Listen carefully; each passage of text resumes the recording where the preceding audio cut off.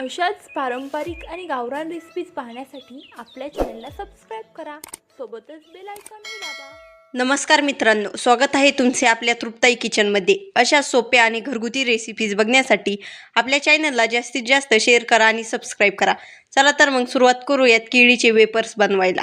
त्यासाठी इथे मी 4 कच्ची केळी घेतलेली आहे. बघा, केळी घेताना एकदम कच्ची घ्यायची. आपण जेव्हा झाडून उतरवतो ना केळी, लगेच त्याची वेपर्स करायची.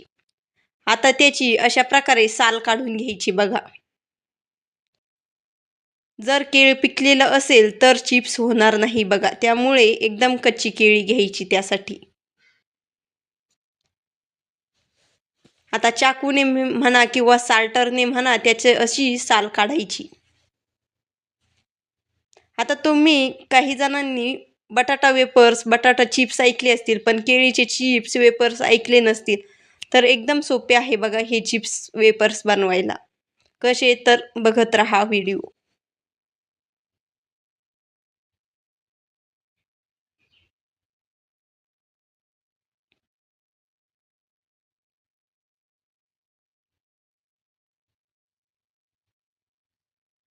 अशा पद्धतीने आपण 4ही केळाची साल काढून घेऊयात.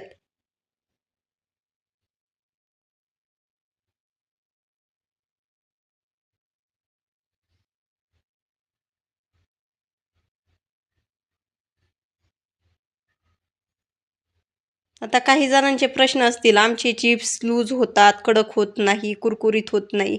अशा पद्धतीने बनवले ना तर 100% तुमचे चिप्स मस्त कडक कुरकुरीतच होणार. फक्त त्यासाठी कच्ची केळी घ्यायची. बघा, थोडी पण पिकलेली केळी याला चालत नाही.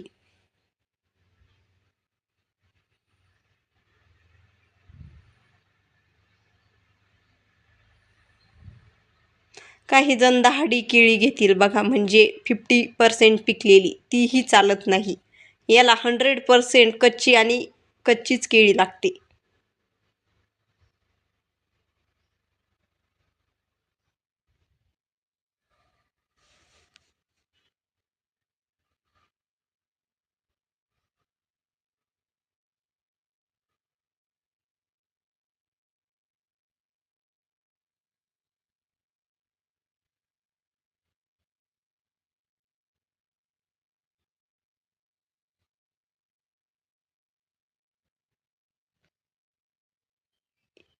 इथे अशा पद्धतीने मी 4ही केळाची साल काढून घेतली आहे. बघा, आता काय करायचं, एक वाटी घ्यायची, त्यामध्ये 1 चमचा मीठ आणि अर्धा चमचा हळद टाकायची. बघा, आणि नॉर्मल असं पाणी टाकायचं.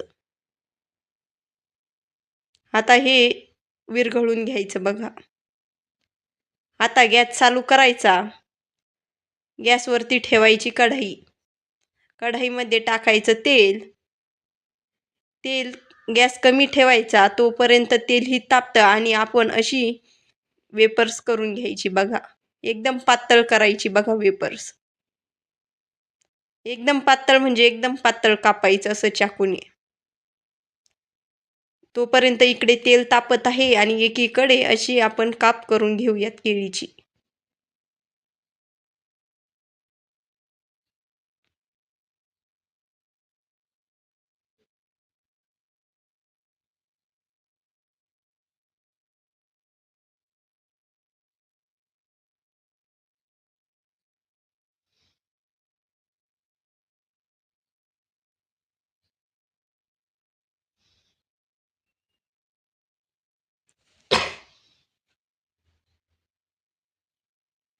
हे बघा, अशी पातळ वेपर्स करून घ्यायची.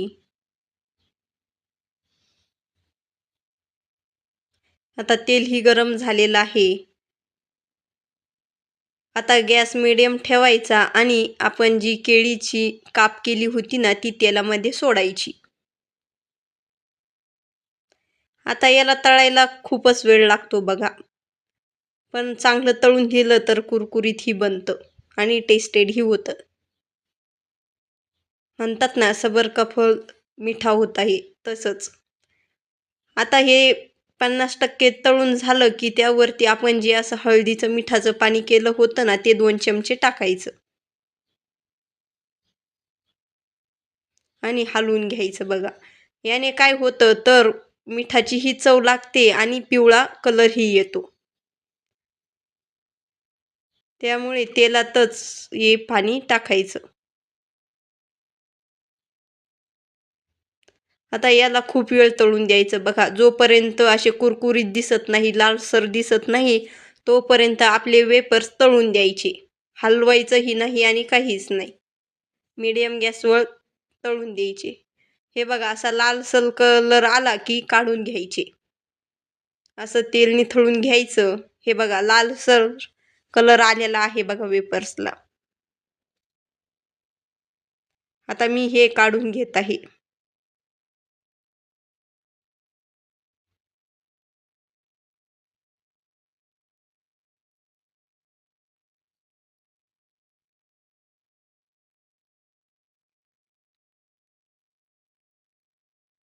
आता एका डिशमध्ये आपण काढून घेऊयात. हे बघा. आता काही जण बघा असे लांब लांब वेफर्स हवे असतात काहींना. मग काय करायचं, किसणी घ्यायची आणि डायरेक्ट तेलात सोडायचे बघा असे. हे एकदम पातळ होतात, त्याला कमी वेळ लागतो बघा.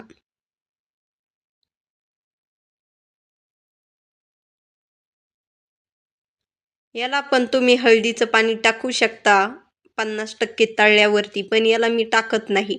याला मी वरून मीठ टाकते बघा. हे मिठाचे करते. लहान मुलांना म्हणा किंवा आपल्यालाही खायला चांगले लागतात ते. हे एकदम कमी वेळात होतात बघा, कारण हे पातळ असतात एकदम आणि लांबसर मस्त भारी लागतात, कुरकुरीतही होतात.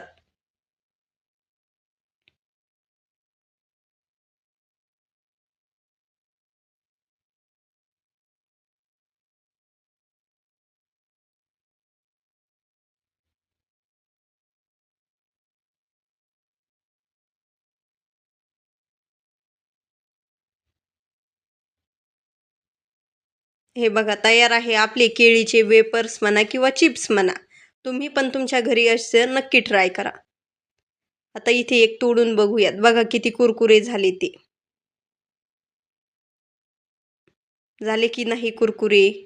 तुम्ही पण तुमच्या घरी असे वेपर्स नक्की ट्राय करा. चला तर मग भेटूया पुन्हा दुसऱ्या रेसिपीमध्ये. Thank you.